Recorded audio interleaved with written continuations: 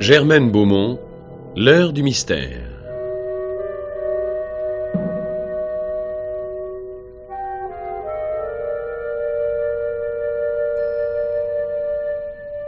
Francis Didelot, plainte avant meurtre.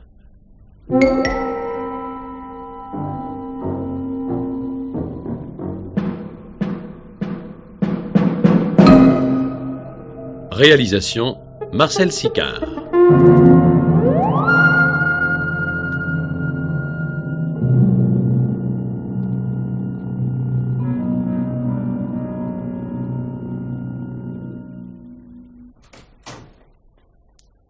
Asseyez-vous. Mademoiselle ou madame? Mademoiselle. Nous disons donc, voyons, Marceline Hervé, demeurant 48 avenue Gérard Boer, dans le 7e arrondissement. Oui. Ajoutez que je n'ai pas tout à fait 22 ans. Majeure par conséquent. Ces petits détails offrent plus d'importance qu'on ne croit. Et vous habitez chez vos parents? Chez ma mère. Et votre père? Je l'ai perdu il y a 3 ans, dans un accident de voiture. Ma mère s'est remariée. Trop vite à mon goût. Avec son beau-frère. Oui, Pascal Hervé, le frère de papa. Enfin, à dire franchement, c'est pour ça que je suis venue vous trouver. À dire franchement, j'y compte, mademoiselle. Sinon, que feriez-vous ici, à la brigade criminelle? Je me le demande. Vous... À qui suspectez-vous et de quoi? Pascal. Oui, une fois pour toutes, j'ai refusé de l'appeler père et encore moins papa. Un homme qui a mis à profit le veuvage brutal de maman pour l'entourer, pour feindre la tendresse et la lier si étroitement de fausses prévenances, d'attention simulée, qui lui est apparue comme indispensable. Je le déteste. Si vous parlez de lui au présent, c'est que vous ne l'avez pas encore rayé du monde des vivants. J'y ai songé plus d'une fois. Qu'est-ce que vous faites? Quel métier? Étudiante. Pharmacie? Sociologie. Beaucoup en parlent sans savoir ce que cela représente. C'est cependant à travers la société que l'on connaît mieux l'individu, que l'on découvre le pourquoi de son comportement. Et c'est ainsi que vous avez atteint la vérité de celui que vous accusez. De l'accident de voiture. Oh, ça, j'y pense plus. Mais Pascal veut tuer maman. En somme, vous détestez un criminel en puissance. Je le hais. Que puis-je y faire? Mais n'est-ce pas votre mission, empêcher un crime de se commettre?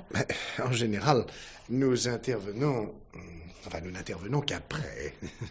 Avant, c'est plus délicat. La tentative n'est-elle pas assimilable au crime lui-même? Vous connaissez aussi le droit, mademoiselle, mais d'une façon superficielle. Pour être punissable, la tentative doit avoir reçu un commencement d'exécution. Alors, voyons, que savez-vous? Je sais plus. Non, je me rends compte que j'ai obéi à des impressions, à des choses informelles. Comme si je m'étais joué quelques psychodrames au point d'en être aveuglée. Non, posez-moi des questions précises. J'y répondrai de mon mieux. Quel âge a votre mère? 46. Et son mari? 50. Mon père en aurait 60, s'il avait vécu. 15 années le séparaient donc de votre mère. Oh, ils s'aimaient. Papa était un homme de premier plan, par son charme, comme par sa valeur technique. Son usine était en plein essor. Et votre beau-père? Oh, un inutile. Oh, pas mal, question physique. Mais habile. Avec quelle adresse il a embobeliné maman. Le truand bourgeois, quoi. L'aime-t-elle vraiment? Bon, tout ce qu'il fait, tout ce qu'il décide, elle l'approuve. Et lui, l'aime-t-il? Non. Ah, alors, l'argent? Ah, bien entendu. Papa lui avait procuré à l'usine une situation confortable et peu fatigante. Public relation. Oh, cela ne suffisait pas à la voracité de monsieur. Maintenant, tout lui appartient. Vous êtes fille unique? Oui. Vous n'avez tout de même pas abandonné votre part d'héritage à cet homme que vous dites détester. Non, évidemment. Par conséquent, il aurait plus d'intérêt à vous supprimer, vous. Mais je me tiens sur mes gardes. Vous l'accusez. Et quelle preuve avez-vous? Depuis des mois, maman est malade. Et elle ne se remet pas. Pourquoi? Je ne suis pas médecin.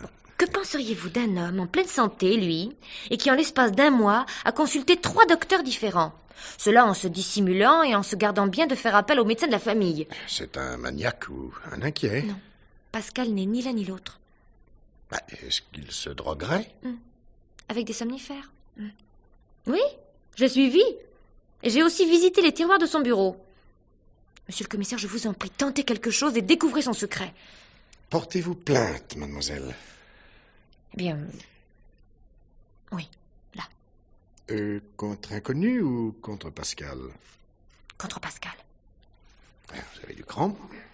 Mais s'il y a quelque chose, comme vous en semblez convaincu, ce n'est pas ainsi, mademoiselle, qu'il faut procéder. À propos, l'accident qui a coûté la vie à votre père, dans quelles conditions? Un virage mal pris et un coup de frein brutal. Il était seul dans l'auto? Oui, oui. Ah. L'accident a eu lieu en pleine nuit et sur une route déserte. Écoutez, mon petit, je n'ai aucun droit de me mêler de cette affaire. Et cependant, s'il y avait une part de vérité... Alors, discrètement, sans enquête, enfin sans rien d'officiel, j'essaierai de voir clair. Mais, à dire franchement, ne comptez pas trop sur un résultat. Bon, j'ai entendu Pascal prendre rendez-vous pour demain, 15h, chez le docteur N.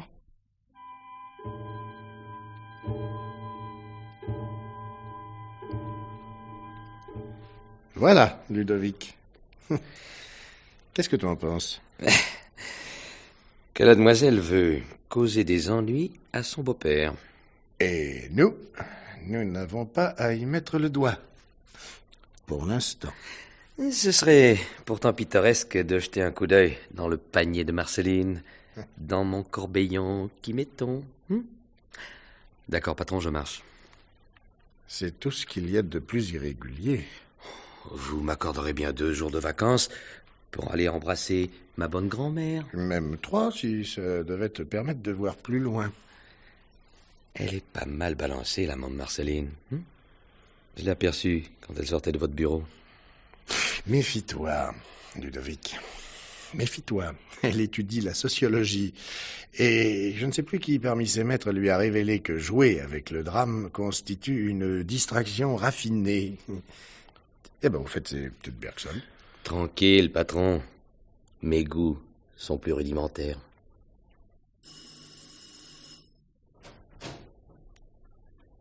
Le docteur N, s'il vous plaît. Vous avez rendez-vous, monsieur? Non, mais j'attendrai à condition que ce ne soit pas trop long. Il n'y a qu'un client dans le salon. Par ici.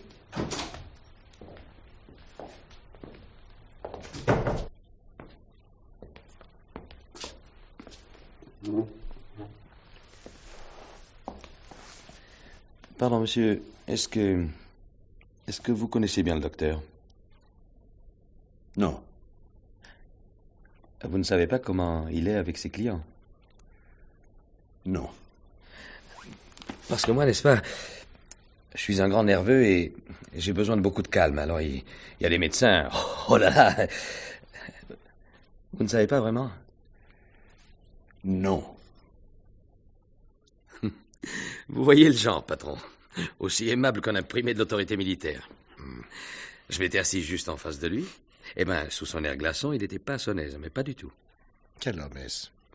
Le type qui se surveille, qui fait du sport et qui se regarde en passant dans les vitrines. Et sapé, pardon. Ensuite? Dès qu'il est entré dans le cabinet du médecin, alors là, hop, j'ai décampé. Je l'ai attendu dehors et j'ai repris la filoche. Il est resté longtemps avec le docteur? Un quart d'heure au plus. Tu es certain qu'il ne s'est aperçu de rien? De rien. Où est-il allé en sortant? Droit chez un pharmacien. Alors un peu plus tard, j'ai téléphoné. Allô? La pharmacie? Ici le docteur N. L'un de mes clients devait passer chez vous en sortant de mon cabinet. Monsieur Pascal Hervé. Vous avez enregistré l'ordonnance? Oui, le docteur N. Voulez-vous vérifier? Oui. Ah. Ah. Ah. Bon, je craignais. Merci. Ah, tu as fait joujou, quoi, Ludovic. Ça n'a rien d'officiel, patron, alors je pouvais me permettre. En tout cas, s'il en fait autant chaque fois qu'il consulte un toubib, avouez que collectionner les barbituriques, ça se rencontre pas souvent. Il n'y a pas de bourse d'échange pour les somnifères. La jeune Marceline aurait-elle raison? C'est pas tout, patron. Ah. Il y a aussi Cléa, et la pépé au monsieur, une effeuilleuse. Toutes les nuits et 3 fois dans le courant de la nuit, elle se déshabille sur des rythmes taquinaires. La chose ne manque pas de charme. Tu l'as vue? Et les 3 fois. Et ça tient ce que ça promet. Et notre homme? Au premier passage de Cléa la ravageuse, c'est comme ça que la boîte l'annonce. Le Pascal était tout près de la piste. Je me suis camouflé au fond. Ah. Après le numéro, le gars bondit en coulisses. Il est connu du personnel. Tu as risqué une offensive en direction de la demoiselle? Oui, l'admiration béate du provincial égaré, oui. Mais pas davantage. Et maintenant, patron, qu'est-ce qu'on fait? Pour le moment, pas grand-chose. Dommage. La police privée, enquête, filature, célérité, discrétion, c'est nettement plus mouvementé que l'officiel. Moi, à votre place, j'irai rendre une petite visite à la mère de Marceline. Justement, je me posais la question. Il y a un parfum d'inconnu dans toute cette histoire.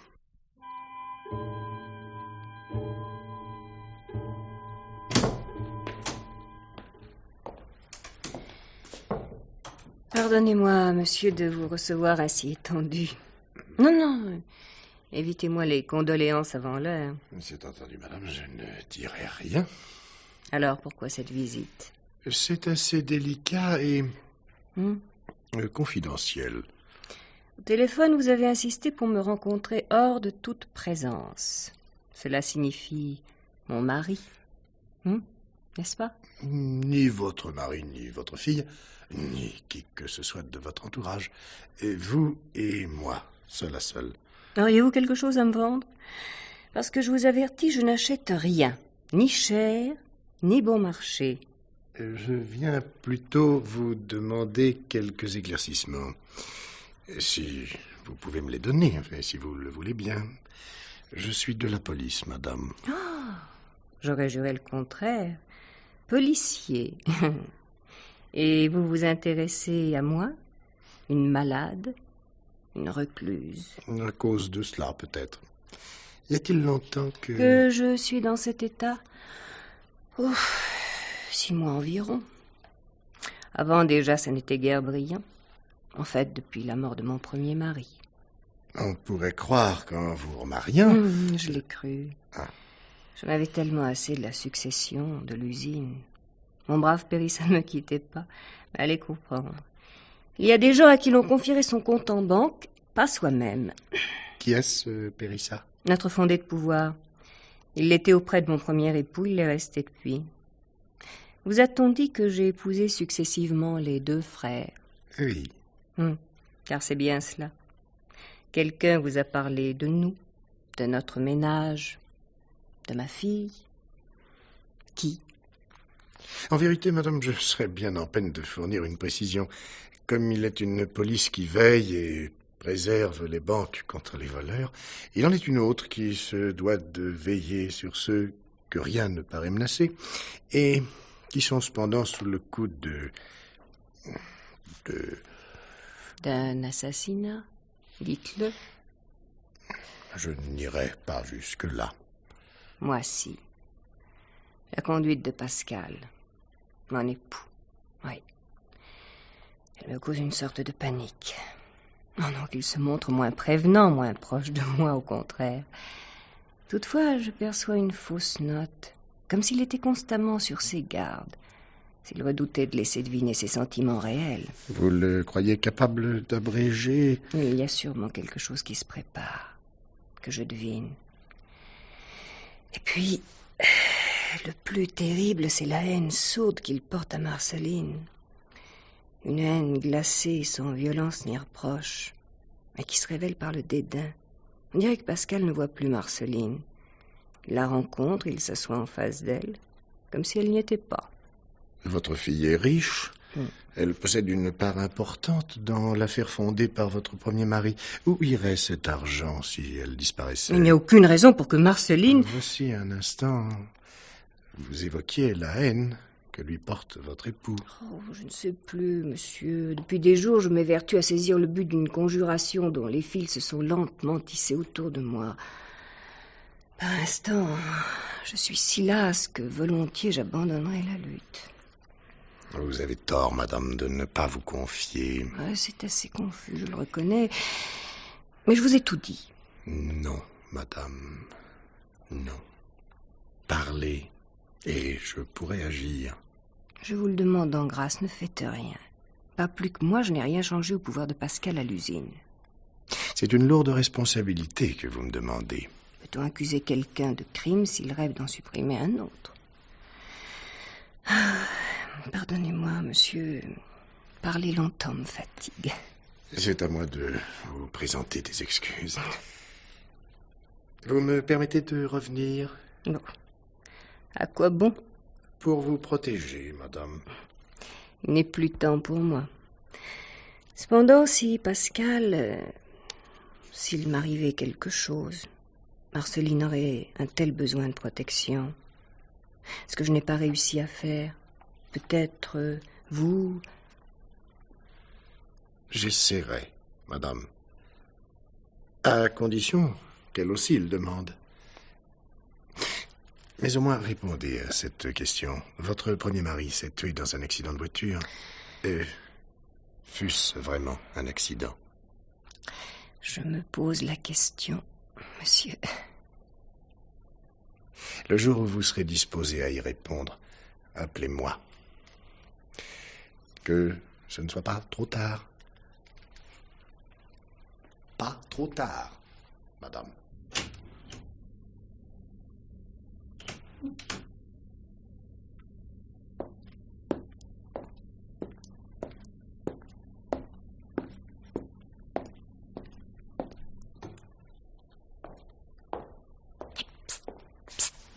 Venez par ici, j'ai à vous parler.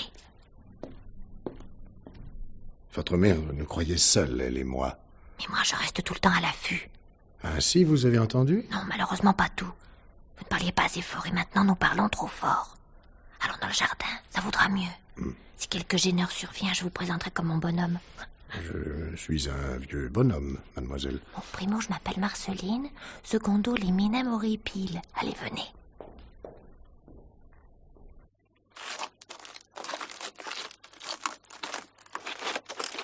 Allez, ici nous serons tranquilles.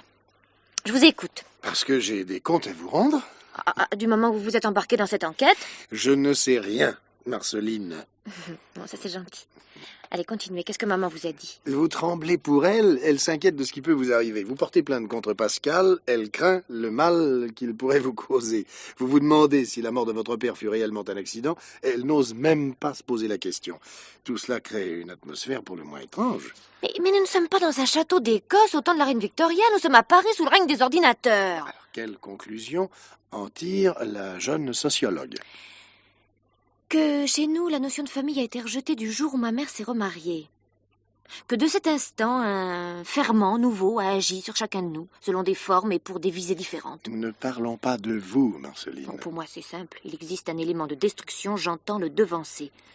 Au besoin par le crime? Au besoin, oui. Avez-vous déjà choisi votre arme? La plus féminine de toutes, le poison. Et en somme, depuis votre visite au Quai des Orfèvres, vous avez progressé. Votre beau-père est désormais condamné. Je vous l'abandonnais si vous aviez agi, remarquez. Il est temps, encore. Je doute qu'un juge d'instruction me délivre un mandat d'arrêt sur des indices aussi fragiles. Qu'avez-vous découvert? Que, très probablement, un crime se prépare dans cette maison. Si même il n'est pas déjà en train. Reste à savoir qui veut tuer qui et comment.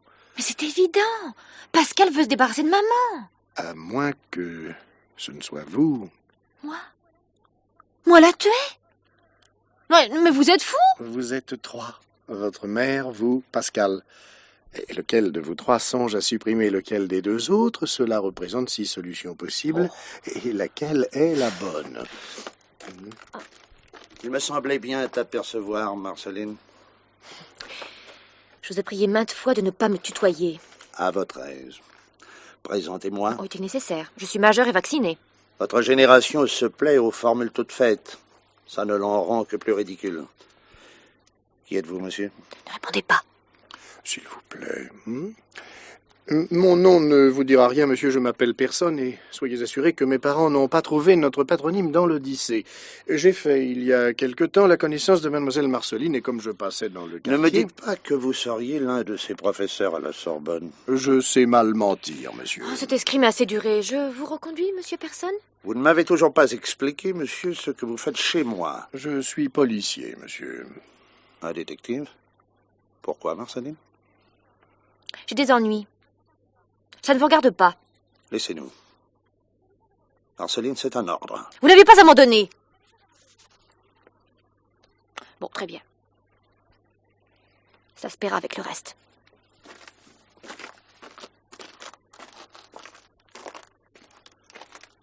Qu'est-ce que c'est que cette histoire de police, monsieur? Je pourrais refuser de vous répondre. Et vous ne le ferez pas. Voyez-vous, les enquêtes, les mieux closes peuvent toujours être reprises. Sinon, pour obtenir une solution définitive, alors, du moins pour ébaucher une hypothèse plus cohérente.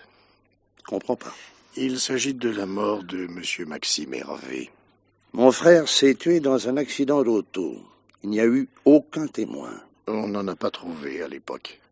Vous voulez dire que vous en avez inventé un? Et pourquoi pas plusieurs? Oui, voilà qui est digne du genre d'officine que vous représentez. De toute manière, c'est ridicule. J'ai eu d'abord une impression analogue, mais plus j'avance dans cette contre-enquête, plus les choses acquièrent de nouvelles couleurs. Qui pouvait en vouloir à mon frère? Vous répondrez mieux que moi à la question que voici. Qui avait intérêt à sa mort?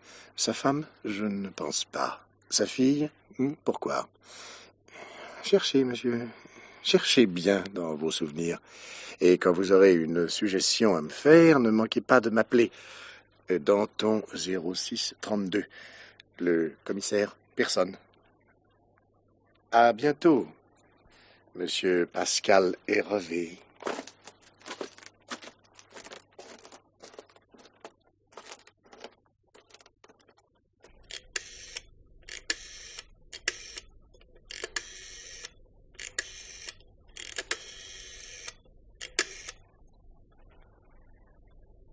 Allô?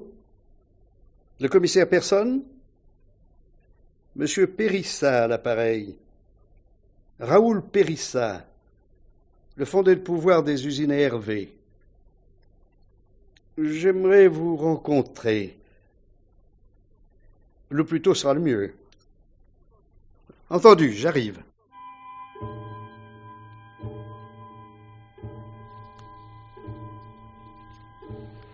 Avant tout, une question, monsieur Périssa. Qui vous a parlé de moi? Marceline. Elle m'a téléphoné hier après votre visite à Julie et votre rencontre avec Pascal. Vous êtes très intime avec la famille Hervé, plus intime qu'un fondé de pouvoir ne l'est en général. Maxime était mon ami d'enfance. Pascal également? Non. Que pensez-vous de lui? Si je réponds le frère abusif, serez-vous fixé? Au point que vous venez de me fournir le motif de votre visite. Vous croyez Pascal capable de tuer sa femme? Oui. Comment? Oui. Selon quelle technique? L'arme blanche, le pistolet, la corde? L'arme des lâches, le poison. Sur une malade, quoi de plus facile? Je vois le risque, mais l'intérêt? L'argent et la liberté. Et peut-être espère-t-il que Marceline deviendra plus malléable. Le deuil, le chagrin, cela permet bien des manœuvres. Vous l'aimez peu, cet homme. Je lui aurais pardonné s'il avait rendu Julie heureuse. Vous n'aviez jamais songé, vous, à l'éliminer? Si. Dans une usine, un accident est vite arrivé. Pourquoi ne pas l'avoir fait? Je me pose la question. Je crois vous avoir tout dit. Et 1 ou 2 points encore. Si Julie guérissait, cela entraînerait-il un rapprochement entre les deux époux? Répondez. Elle-même m'a confié qu'elle divorcerait. Vous êtes très proche de Julie. J'aurais aimé l'être davantage. Et Marceline? C'est ma filleule. Je vois. Mais que cherche-t-elle, vraiment? Savez-vous qu'elle est venue ici comme vous, et comme vous, elle m'a confessé qu'elle se sentait prête à empoisonner son beau-père. Marceline est une fille combative, résolue à contrarier le destin, à empêcher qu'un crime ne se commette. Est-elle sincère? Tout est là. Avant votre visite, monsieur Périssat, je comptais 3 suspects. Eh bien, maintenant, j'en vois 4. 4 candidats au meurtre.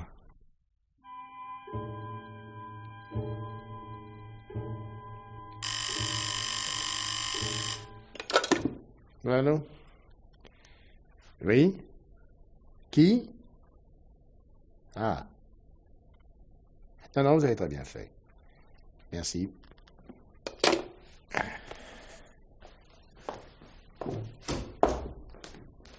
Ludo? Oui, patron.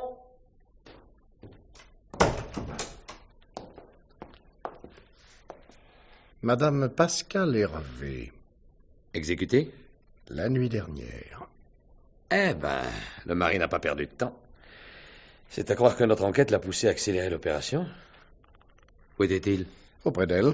La fille aussi, et Périssat, l'ami fidèle, est venu hier pour une courte visite. Oui, mais il n'y a que Pascal qui nous intéresse. Devine qui m'a averti. La fille, bien sûr. Non. Le Pascal, comme tu dis.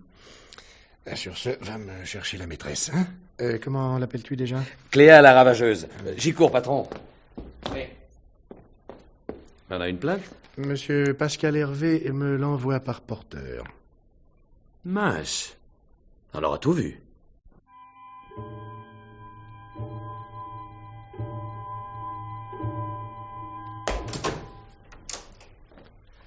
Entrez, mademoiselle. Cléa, avance, allons. Qu'est-ce que t'attends? Alors, Ludovic. Excusez, patron, mais comme tête de mule, difficile à trouver mieux. Mais non.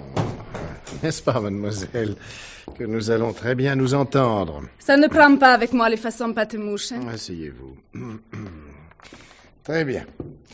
Il y a longtemps que vous avez vu Pascal? Et qui sait, Pascal? Il y en a des tonnes. Je parle du seul qui compte pour vous, parce que il ne compte pas avec vous. Ah, poverino. Pascal, mais c'est pas le genre à dépenser pour une femme. Des babioles, si. Un dîner. Un week-end au besoin. Ah, ça va pas chercher bien loin, va. Soit. Quand l'avez-vous vu pour la dernière fois? Et si vous croyez que je note les jours avec, disons 3 ou 4 soirs par là. Il est resté avec vous? Vous voulez dire coucher? Si. Mais il est parti tôt, hein. Et monsieur n'a pas souvent la permission de la nuit. Parce que c'est lui qui vous intéresse? Peut-être vous aussi, ça dépendra. De quoi? Si t'es sage, là. Ah, très bien. Vous vaincrez, vous êtes le plus fort. Et toi, très intelligente, Cléa. Qu'est-ce que vous cherchez à savoir? Simplement ceci. Est-ce que votre bon ami Pascal Hervé vous fait des confidences? Et dans les privés et comme en public, on me demande plutôt de me déshabiller. C'est une tenue qui porte aux confidences, justement. Il vous a parlé de sa femme? Comme tous les hommes. Il ne parle que de leur légitime, qu'elle les surveille, qu'elle leur casse les pieds. Et ça en devient banal à la fin. Oui, ce serait moins banal si Pascal Hervé vous avait avoué qu'il songeait à se débarrasser de sa légitime. Elle avait le fric. Il existe des méthodes pour garder l'argent sans la femme. Rappelle-toi, Cléa, un permis de séjour, ça se fait sauter d'une heure à l'autre. Ok, on bavarde. Si Pascal voulait être libre, parlait que de ça, et que son mariage, ça avait été une bêtise, et que s'il avait su... Et moi, je l'écoutais, mais ça me plaisait guère. Et les complications, c'est comme l'oignon, ça donne des renvois. Mademoiselle Cléa, vous avez une façon de raconter fort intéressante. Pascal en parlait, Pascal rêvait, Pascal répétait. La situation serait donc différente aujourd'hui? Est-ce que Pascal serait enfin libre? Ah, mais faites pas dire ce que je n'ai pas dit. Et si, tu l'as dit. Pascal vous a appris la chose. Si, un coup de fil. Et on se plaindra ensuite du téléphone. Pour qu'il se montre aussi confiant, Cléa, votre liaison ne doit pas dater d'hier. Ça fait pas loin de 4 ans. Avec des hauts et des bas, bien sûr. 4 ans. Ah. Il n'était pas encore le patron de l'usine. Ah non, c'est même pour ça. Il faut toujours achever une phrase commencée. Eh ben, quand il est monté en grade, c'était juste que je prenne du galon moi aussi, non? Oui. Vous lui êtes fidèle? Il n'admettrait pas que je le trompe. Nous allons chercher. J'aime bien aller au fond des choses. Bon, c'est bon. Mais vous lui répéterez pas, hein? Il croit que c'est mon frère. Aldo, il s'appelle. L'adresse? À mon hôtel. Mais pas au même étage. Louis, c'est au 6e. Ludovic, tu vas me l'amener tout de suite. Ouais. En attendant, vous, Cléa, je vous garde. On vous installera dans une pièce où vous ne serez pas dérangés. Oh, vous! Ouais, inutile de chercher, poupée. On a compris.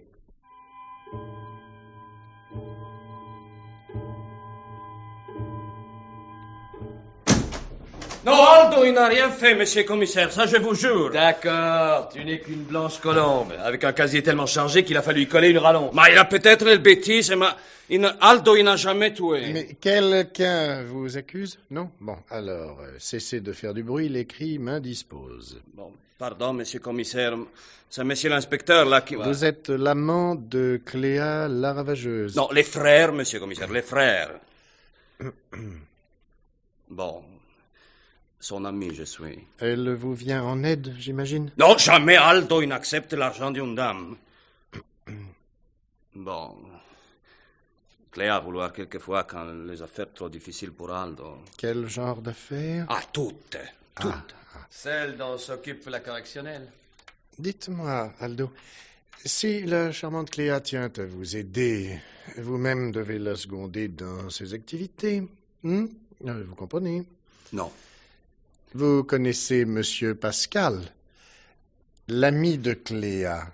Ben, elle m'avoir présenté. Et le plus naturellement du monde, vous avez rendu service à Monsieur Pascal. Mais Monsieur Pascal n'aura pas besoin de Aldo. C'est pour ça que vous le faites chanter. Ah non, jamais Aldo... Il vaudrait mieux bavarder, mon vieux. On vous en tiendra compte aux assises. Les assises? Non. Combien de la prison? 5 ans? 10 ans? Davantage? Cela dépendra de ce que je dirai au juré. Si vous avez été assez franc, Aldo. Allez, maintenant, allez. Allez, avec l'inspecteur, vous lui raconterez toute l'histoire. Toute, n'est-ce pas? Surtout n'oubliez rien. Ne laissez rien dans l'ombre. Non, monsieur le commissaire, Aldo ne veut pas être bousculé. Pourquoi serait-il bousculé, mon cher petit, dès lors que tu me diras tout? Allez, oust!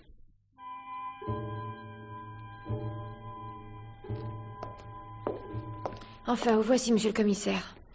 Je vous avais averti pourtant. Ça n'a pas empêché mon beau-père de réussir ce mauvais coup. Marceline, mais comment pouvais-je intervenir sans preuve? Mais maintenant qu'il a tué maman, vous en avez plus qu'il n'en faut. C'est moins simple qu'il n'y paraît. Qui a alerté la police hier matin, le savez-vous? Dame, puisque c'est moi. Votre beau-père m'avait téléphoné le premier. Il a même porté plainte. Pour mieux masquer son crime. Je vous regarde, Marceline, et je me pose la question. Mais... Mais tout de même, vous ne me suspectez pas. Mais enfin, pourquoi aurais-je fait une chose pareille? Moi qui suis venue précisément pour vous appeler à l'aide. Vous suspectez bien votre beau-père de m'avoir alerté le premier afin de camoufler son assassinat. Mais que moi? Vous me voyez en train de verser le poison. Une arme féminine? C'est vous qui me l'avez dit. Enfin, les experts nous renseigneront. Ils ne vous désigneront pas le coupable. C'est un travail qui me concerne. Quoi que vous en pensiez, je m'y emploie. Et je ne sortirai pas d'ici avant d'avoir achevé ma tâche. Une tâche moins apparente que vous ne le croyez. Vous êtes là, commissaire? Comme vous voyez, monsieur Périssa. Je te fais fuir, Marceline? Excusez-moi, mon parrain, le commissaire personne a l'art de me mettre hors de moi. Cette jeunesse contestatrice n'est pas encore disposée à participer. Monsieur Périssa, votre opinion. Qui a tué Julie? Que Pascal l'ait rendue la plus malheureuse des femmes, c'est certain. Qu'elle en soit tombée malade, je crois, oui. Mais de là... Il y a quelques jours, vous l'accusiez, carrément. Avant l'événement, cela semblait facile. Après, on éprouve des scrupules. Saviez-vous qu'il a une maîtresse?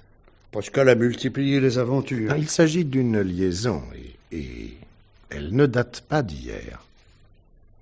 Julie m'avait parlé d'une danseuse. C'est là ce qui l'a le plus atteinte. Apprendre que la chose remontait à plusieurs années. Comment a-t-elle appris la chose? Une lettre anonyme. Elle l'a montrée à Pascal, qui a protesté avec indignation. Et pourtant, cette lettre contenait des détails si précis que Julie vous a demandé de faire une enquête. Oh non, j'aurais été trop maladroit pour ce genre de besogne. Je me suis adressé à une agence spécialisée. Il y a longtemps? Pas même un an. Et vous avez renseigné Julie? Elle me l'avait demandé. Sa maladie date de cette époque, j'imagine. Quelque temps après. Une fois renseignée, a-t-elle de nouveau questionné son mari? L'a-t-elle accusé? Y a-t-il eu des scènes entre eux? Elle ne m'en a rien dit. Par bien des côtés, Julie était assez secrète. Le malheur la faisait se refermer sur elle-même. L'anonyme, celui ou celle qui a dénoncé Pascal, aurait-il recommencé par la suite? Proposer des preuves moyennant finance? Julie m'a parlé d'une conjuration. Dans ce cas, elle se serait confiée à moi. À moins que... C'est un autre, alors, qui aurait payé pour imposer silence à l'anonyme. Vous l'avez dit, monsieur Périssa. Pouvez-vous prier monsieur Pascal Hervé de venir bavarder avec moi? Tout de suite. Et ne le ménagez pas. Un instant. D'où vient, à votre avis, l'hostilité qui dresse Marceline contre son beau-père? C'est bien autre chose que son amour pour sa mère, j'en ai la conviction. Je ne sais pas ce que vous voulez dire, commissaire. Excusez-moi.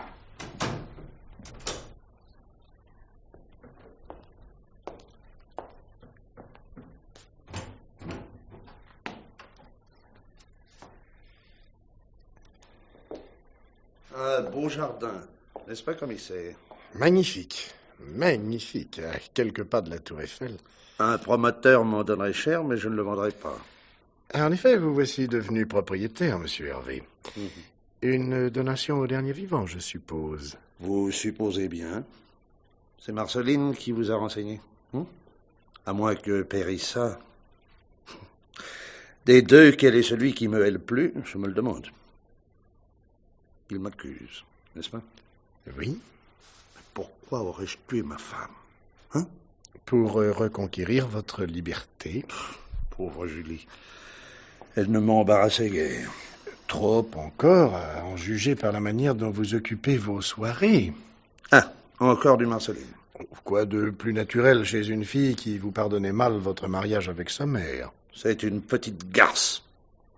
Et nous n'en serions pas là si j'avais voulu. Mais vous n'avez pas voulu. Oh, une aventure idiote. Marceline était rentrée tard et à moitié saoule. J'ai dû la coucher. Voilà. Ça a duré combien de temps? Une semaine ou deux. Mettons 3 mois. Non, sûrement pas. Les fruits acides m'agacent les dents. En tout cas, c'était avant d'épouser Julie. J'ai offert à Marceline, si vous l'aviez entendu. T'épouser, toi, il faudrait que je sois folle.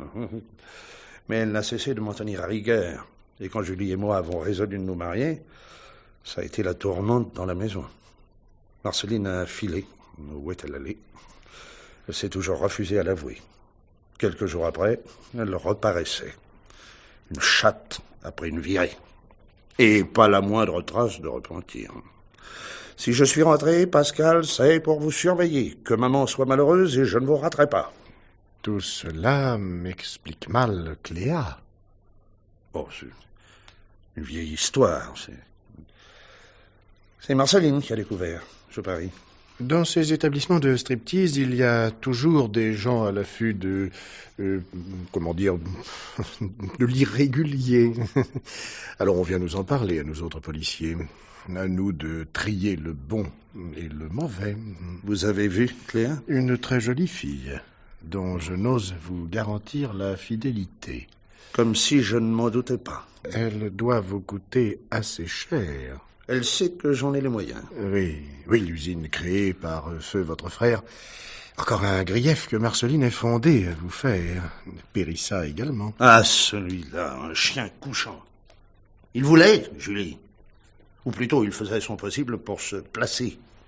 J'avais repéré son manège quand Maxime vivait encore. Et si nous parlions de Aldo, vous connaissez?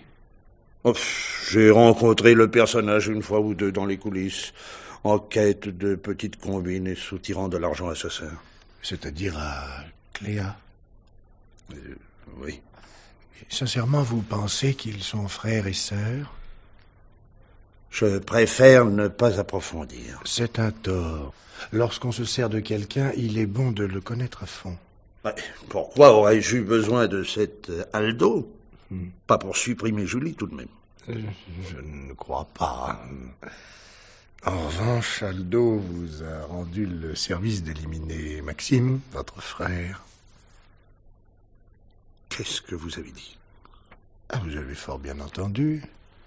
Le 14 novembre 1966, en pleine nuit, sur une route déserte, une voiture a manqué un virage. Maxime roulait vite, toujours trop vite. Il a perdu le contrôle de sa direction. Une enquête a été faite, l'accident démontré. Ça fait un peu plus de 3 ans. Le crime n'est pas prescrit. Quel crime? Trafiquer une voiture de manière à rendre un accident inévitable, c'est un assassinat. Et les gendarmes, les experts ont examiné l'auto? Aldo avait opéré avec beaucoup d'habileté. Une fuite imperceptible dans le système de freinage. L'accident devait fatalement se produire un jour ou l'autre. À vitesse élevée, c'était gagnant. Et pourquoi Aldo aurait-il... Parce que quelqu'un l'avait payé pour cela. Les contre-enquêtes ont quelque chose de captivant. Monsieur le commissaire, est-ce que vous n'abusez pas? Ces insinuations se rappellent d'événements tragiques, tout cela dans une maison en deuil. Je viens de perdre ma femme, vous l'oubliez. Que non. Et puisque vous en parlez, enfin vous-même, j'aimerais que vous me disiez la vérité. Avez-vous tué Julie? Non, 100 fois non. Quel est le diagnostic médical? La malheureuse était au bout du rouleau. Elle ne luttait plus. Elle en avait assez. Elle m'a parlé à moi d'une conjuration. Faisait-elle allusion à Cléa la ravageuse? Elle ne sortait plus depuis des mois. Votre charmant Aldo a adressé une lettre à Julie. Oui, il l'a reconnue, entre autres choses. Sans doute ne vous jugeait-il pas assez obéissant. D'ailleurs, vous êtes au courant. Oui. Mais ce n'est pas pour cela. Alors, nous en revenons au problème. Qui a éliminé votre femme? Je vous répète que je n'ai rien fait. Quand je l'ai épousée, j'étais follement amoureux de Julie. Et c'est pour ça que vous aviez proposé le mariage à Marceline quelques mois auparavant. J'étais assez nigaud pour m'attribuer des responsabilités. Mais je n'aimais pas Marceline. J'ai été soulagé lorsqu'elle a refusé. Monsieur Pascal Hervé, je ne suis pas loin de partager l'opinion de Marceline comme de Monsieur Périssa. Vous êtes un personnage assez répugnant. Comment avez-vous tué Julie, votre femme? Je ne l'ai pas tuée. Nous en venons donc à la cause de la mort. Autant me répondre tout de suite. J'aurais qu'à décrocher ce téléphone et à appeler le légiste. Quelques barbituriques, paraît-il. Selon le médecin, les symptômes sont assez nets. Enfin. Vous ai-je dit que c'était moi? Pas encore, mais cela peut venir. Que faisiez-vous chez le docteur N certain après-midi du mois dernier, le 6? Oui, le 6 pour être précis. Consulter son médecin, est-ce aussi un crime? Non, sans doute. Mais avez-vous conservé l'ordonnance? Non. Au moins, vous souvenez-vous du traitement? De ces produits au nom compliqué que l'on retient mal. Je souffre d'insomnie insupportable. C'est donc pour en guérir que, depuis quelque temps, et dans des quartiers différents, vous avez consulté plusieurs médecins. Chacun d'eux a son dada et chacun, je l'espère, va me guérir. Vous n'avez pas englouti tous ces produits, je l'espère pour vous. Je les essaye. Alors, s'ils ne me réussissent pas, je les jette. Vous rendez-vous compte, monsieur, que vous vous passez en ce moment la corde au cou? Oui, j'ai pensé à me libérer de Julie, je l'avoue. Mais je ne l'ai pas fait. Cet aveu prouve mon innocence. Ou votre ruse. Tout à l'heure, vous m'accusiez d'avoir été pour quelque chose dans la mort de mon frère. Maintenant, c'est ma femme. Cela fait beaucoup, commissaire. Du premier crime, car ce fut un crime, vous ne seriez que le complice. Pardons et promesses. Pour le second, j'hésite encore. Dans la maison, nous ne sommes que deux. Moi et Marceline. Monsieur Périssa, il vient fréquemment. Voilà, celui-là. Jamais il n'aurait attenté à la vie de Julie. Et s'il était partisan de l'euthanasie? Non, je vous répète. Reconnaissez que je vous fais la part belle. Conclusion, vous accusez Marceline. C'est inélégant. Quoi que vous en pensiez, elle n'aimait pas Julie. Elle ne lui pardonnait pas notre mariage. Marceline. Non, allez, venez.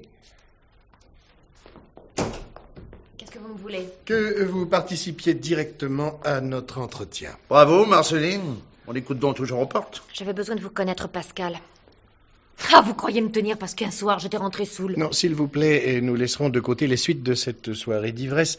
Maintenant, une seule chose compte, la mort de votre mère. Dans cette crapule, ose m'accuser. Parce que Julie m'avait épousé, vous la haïssiez. Et imbécile en plus. Je vous en prie, et tous les deux, remettez vos tendresses à plus tard. Bagne, voilà ce qu'il aura comme tendresse. Répondez d'abord. Vous connaissez le diagnostic du docteur sur la mort de Julie? On l'a empoisonné. Et qui ce serait sinon ce type? Il ne t'a pas toujours déplu, Marceline. Je vais le voler dans les nageoires, si vous le laissez continuer. Vous vous accusez réciproquement. Serait-ce une façade? Et, en vérité, seriez-vous complice? Complice de ça, moi? Et puis, pourquoi aurais-je fait du mal à maman? Pourquoi aurais-je supprimé Julie? Pour conquérir ma liberté. Il me suffisait d'attendre quelques semaines, quelques mois, ou plus. Oh, avec le risque de voir maman changer de fond en comble ses dispositions testamentaires, comme elle vous en avait menacé. Où étiez-vous tous les deux durant la journée d'avant-hier, vous, Marceline? Je n'ai pas quitté la maison. Moi non plus. Vous êtes resté dans la chambre de la malade? Oui, aussi souvent que celui-ci n'y était pas. Oui, peu importait la présence ou l'absence de Marceline. Je n'ai pas quitté Julie. Pas un instant? Dans le courant de la nuit, je me suis accordé quelques heures. Par conséquent, tous les deux, vous avez eu le moyen d'agir. L'un de vous a-t-il remarqué quoi que ce soit d'anormal sur la table de chevet? Un médicament qui n'y était pas la veille, ou un flacon vidé de son contenu, comme par magie? Des comprimés, cela s'échange facilement? Vous l'entendez, commissaire? N'est-ce pas un aveu? Oh, lâche par-dessus le marché. Vous êtes pris, Pascal. Ayez le courage de ce que vous avez fait. Attention, commissaire, elle feint de dérailler pour mieux vous persuader de son innocence. Bon. Eh bien, j'en sais assez désormais. Où allez-vous, commissaire? Ne me laissez pas seule avec ce chacal. Je me sens capable de l'abattre. Pas de bêtises, surtout. Monsieur Périssa, j'arrive. Entrez. À vos ordres, commissaire. Alors, le moment est venu de parler, monsieur Périssa. Je ne comprends pas. Vous étiez l'ami de Julie, le seul en qui elle avait toute confiance, exact? Exact. À force d'y réfléchir, elle s'était convaincue que la mort de Maxime, son premier mari, avait eu une origine criminelle. Exact? Exact. Mais pourquoi ne m'en a-t-elle rien dit à moi? Parce qu'elle se doutait aussi, Marceline, de ce qui s'était passé entre Pascal et vous. Et elle s'est tournée vers l'ami de longue date. Exact, monsieur Périssa? Exact. Mourir pour mourir, elle a voulu que sa mort, Marceline, vous sépare à jamais de son mari. Exact? Exact. Et peut-être que sa mort fut mise au compte de Pascal, son époux. Exact. Ça, elle ne me l'a pas dit. Je vous précise, Monsieur Périssa, que nous avons maintenant toutes les preuves en ce qui concerne l'accident d'auto où votre ami Maxime est mort. Et Pascal est coupable? Oui. Non, je vous défends, commissaire, je vous défends de m'accuser ainsi. Je vous poursuivrai en justice. La justice, où elle vous attend, en compagnie du jeune Aldo. Ce minable. Que vous avez payé. Vous ne me tenez pas encore. Monsieur le commissaire, est-ce vrai? Serait-il condamné? Selon toute probabilité, oui. Alors vous avez raison. Julie s'est suicidée. Je suis arrivé trop tard. Oh, mais mon parrain, mais pourquoi n'avez-vous rien dit? Ta mère avait exigé mon silence. Pour toi, pour te sauver de cet homme. Mais comment avez-vous découvert, commissaire? Je n'ai rien découvert. Enfin, sauf les fils de ce que votre mère, Marceline, appelait une conjuration. Oui, elle a reçu une lettre anonyme qui lui révélait la conduite de son époux. On l'a menacé au téléphone, enfin, et surtout, ses visites rendues à divers médecins par vous, Pascal Hervé. Qu'est-ce que ça prouve?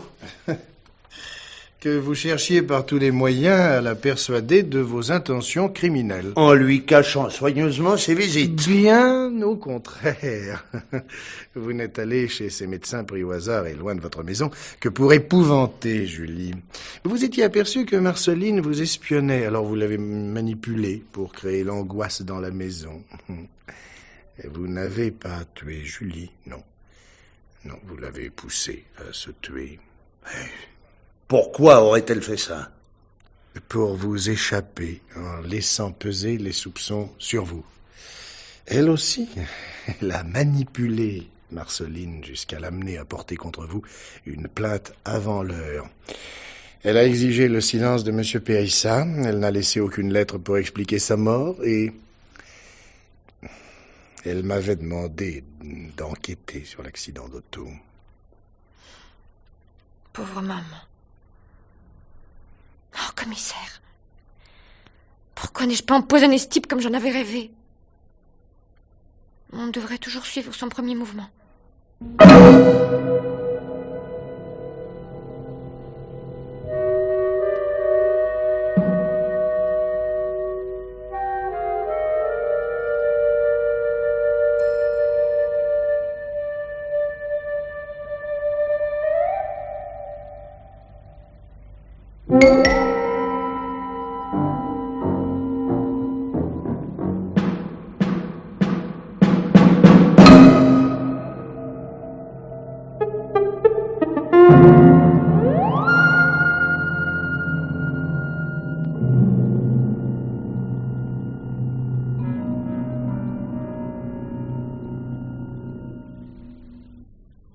Dans la série L'heure du mystère de Germaine Beaumont, vous avez entendu Plainte avant meurtre de Francis Didlot, avec, dans le rôle du commissaire personne, Christian Allers, Marceline Daniel Lebrun, Pascal Jean-Roger Cossimon, Julie Hélène Sauvanex, Périssa Henri Crémieux, Ludovic Jean Péméja, Aldo Pierre Santini, l'assistante Marie-Josée Minty et Cléa Marie-Pascale Nézy. Chef opérateur du son, Sam Nieswiski. Assistant de production, Georges Mousny. C'était une réalisation de Marcel Sicard.